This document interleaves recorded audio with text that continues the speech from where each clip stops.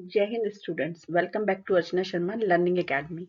Unit first यानी applied grammar and usage के topic number second subject verb agreement का ये दूसरा वीडियो है। इससे पहले हम एक वीडियो आपको ए नंबर से रिलीज कर चुके हैं। पहले आप वो वीडियो देखिएगा, उसके बाद आप इस वीडियो पर आइएगा। तो चलिए सब्जेक्ट और वर्ब एग्रीमेंट शुरू करते हैं। सब्जेक्ट वर्ब एग्रीमेंट के आज हम बी यानी कि सेकंड वीडियो की बात करेंगे और आपको लेना है पेन और वो ही रजिस्टर लेना है जिसमें आप सॉफ्ट स्किल्स के नोट बना रहे हैं। Rule number 11। हम 10th रूल तक आपको पहले वीडियो में ऑलरेडी दे चुके हैं। 11th रूल ये कहता है कि अगर किसी भी सेंटेंस के अंदर देयर या हियर लगा हुआ है तो देयर और हियर लगने से वर्ब पर कोई फर्क नहीं पड़ता। डिपेंड करता है कि इनके बाद जो सब्जेक्ट आ रहे हैं जिसकी हम मेन बात करेंगे वो सिंगुलर है या प्लूरल है और फिर उसी के अकॉर्डिंग हमें वर्ब लगाना है। चलिए कुछ एग्जाम्पल चेक करते हैं। Now look at the sentence. Here comes the lion. अब here से या there से यहाँ कोई फर्क नहीं पड़ेगा। हमारा जो मेन सब्जेक्ट है वो वर्ब के बाद लिखा हुआ है। Lion is a singular, so we are using verb as singular. Now there is a pond near the house. Once again, जो हमारा वर्ब है इसके बाद ही सब्जेक्ट लिखा हुआ है और क्योंकि ये सब्जेक्ट सिंगुलर है इसलिए हमारा वर्ब भी क्या जा रहा है, singular. In the next sentences, there are some candies on the table. अब यहाँ पर जो सब्जेक्ट है वो भी हमारा वर्ब के बाद ही आ रहा है और ये प्लूरल सब्जेक्ट है इसलिए हमारा वर्ब भी क्या रहेगा, प्लूरल रहेगा। Here are the documents for your car. The document is plural इसलिए हमारा वर्ब भी क्या है, प्लूरल है। तो इस तरह से आप देखिए देयर और हेयर जब भी सेंटेंसेस लिखे जाएंगे उसमें हम हमेशा वर्ब के बाद जो सब्जेक्ट आता है उसके अकॉर्डिंग वर्ब लगाते हैं। अब आपको सेंटेंस में कभी कभी कुछ ऐसे शब्द मिलेंगे जैसे all of, a lot of, some of, a third of, the most of, none of, all of. अगर ऐसे आपको कहीं भी शब्द मिलते हैं तो इनके बाद आने वाले सब्जेक्ट को आप ध्यान से देखिएगा। अगर वह सिंगुलर सब्जेक्ट है तो सिंगुलर वर्ब लगाएंगे और प्लूरल सब्जेक्ट है तो प्लूरल वर्ब लगाएंगे। तो इनको आपको ध्यान से देखना है कि इनके बाद आप लगा के आ रहे हैं, कौन सा सब्जेक्ट वहां पर आ रहा है।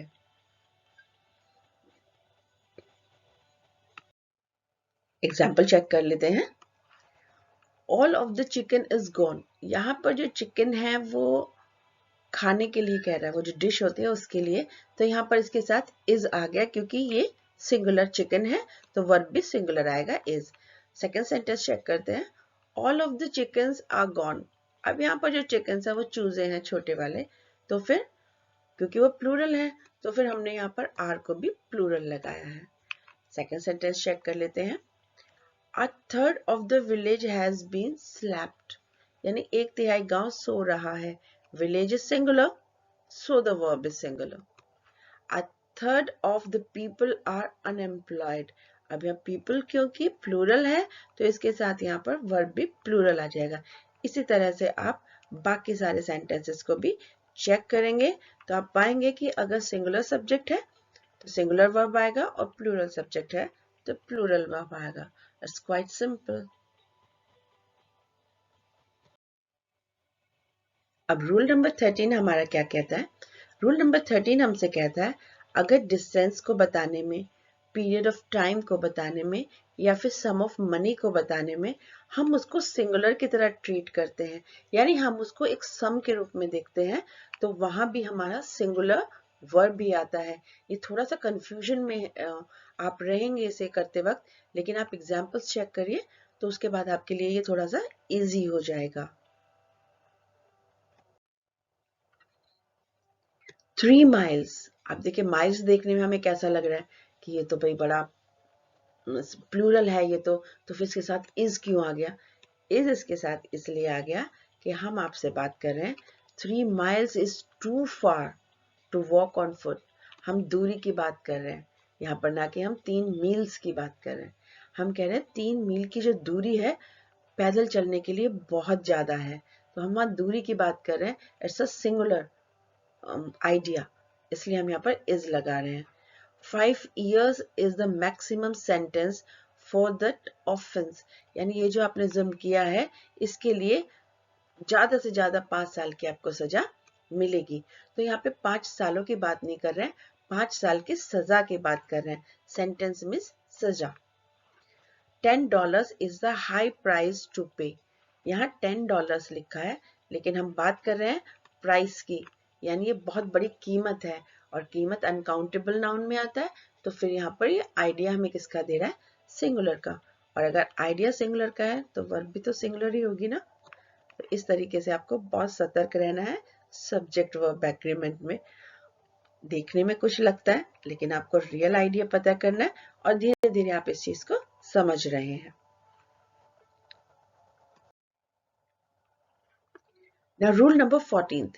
रूल नंबर 14 आपसे कहता है कि अगर कोई भी ऐसा शब्द है जो देखने में आपको प्लूरल लग रहा है, जैसे scissors, shorts, eye glasses, pants, tongs, jeans, trousers, क्योंकि ये 2 इक्वल पार्ट से मिलकर बनी हुई चीजें हैं, तो हम इनको कभी एक नहीं कह सकते। जैसे सीजर्स 2 अलग अलग पार्ट से मिलकर बनता है, 1 और उसके बाद सेकेंड, इसी तरह से सीजर बनता है। तो क्योंकि ये 2 अलग अलग पार्ट से मिलकर बना और बिल्कुल एक जैसे पार्ट्स है, तो हम इनको सीजर्स बोलेंगे।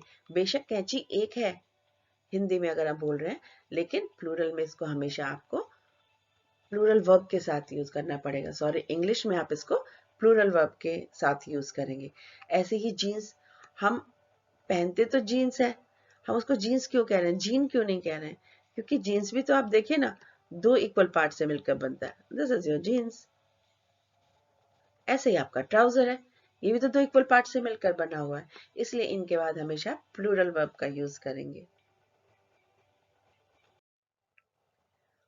अब अगर आप पैंट की बात कर रहे हैं जिसको आप पहनने वाले हैं, तो वो भी 2 इक्वल पार्ट से मिलकर बनी है, जैसा मैंने आपको अभी बताया था। तो my pants are in the drawer, हालांकि आप एक ही पैंट पहन रहे हैं, लेकिन उसमें 2 पैंट्स हैं, एक राइट लेग के लिए और एक लेफ्ट लेग के लिए, दोनों को जोड़कर बनाया गया। So we will use plural verb. My eye glasses are dirty, आपके आई ग्लासेस भी 2 इक्वल पार्ट से मिलकर बने हैं, वी विल यूज आर। तो सीजर्स के बारे में भी तो आप यही कहेंगे, सीजर्स। हिंदी में आप कैंची एक कह रहे हैं, लेकिन इंग्लिश में ये 2 इक्वल पार्ट से क्योंकि मिलकर बना है, तो इंग्लिश के रूल के अकॉर्डिंग हम इसको प्लूरल वर्ब के साथ यूज कर रहे हैं।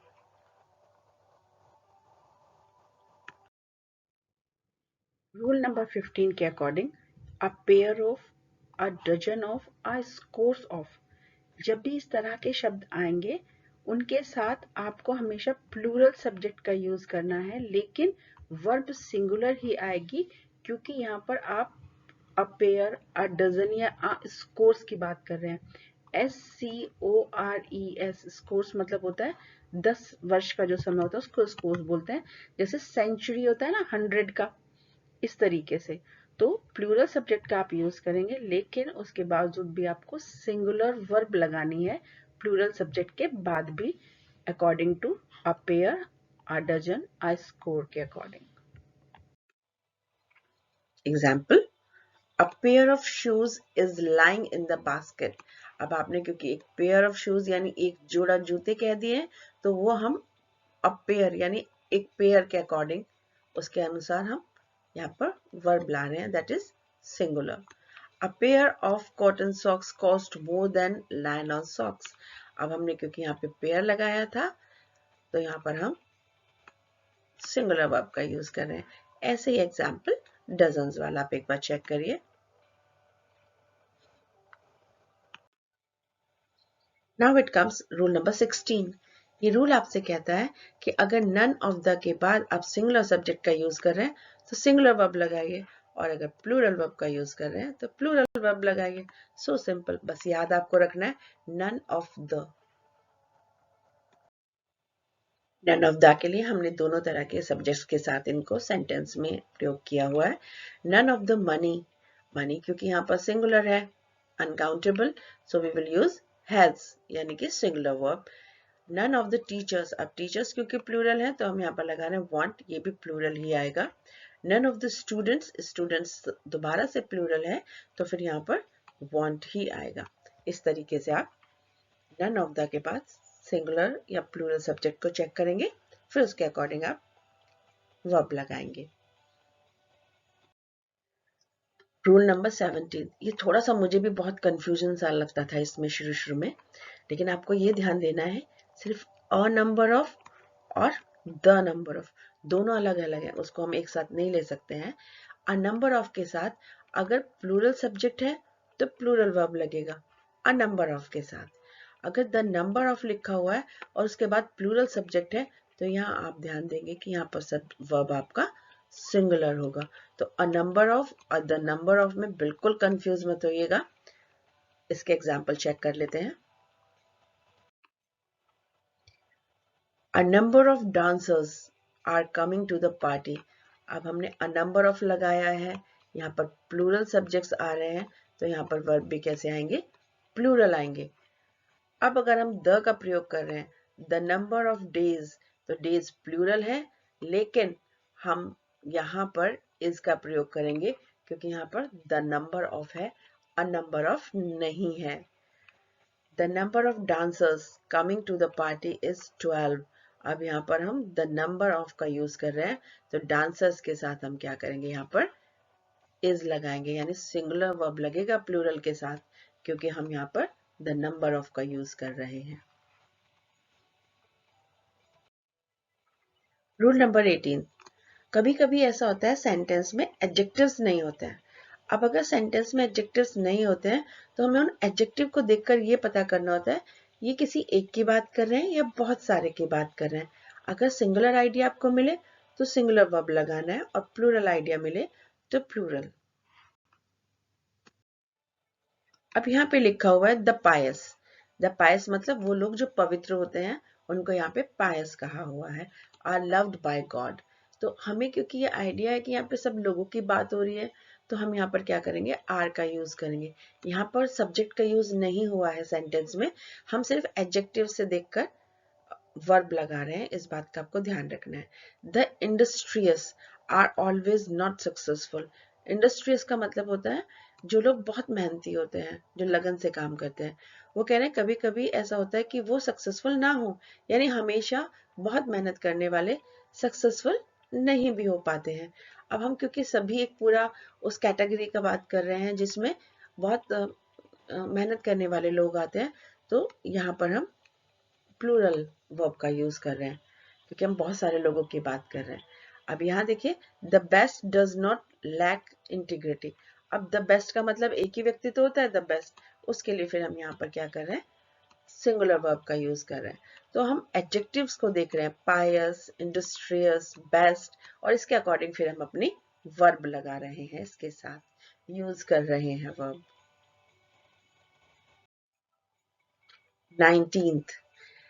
19th रूल ये कहता है कि अगर अनकाउंटेबल नाउन्स हैं, अनकाउंटेबल नाउन्स अगर आ रहे हैं तो उनके साथ हमेशा आप सिंगुलर वर्ब का यूज करेंगे, प्लूरल का यूज आप नहीं कर सकते अनकाउंटेबल नाउन्स के साथ.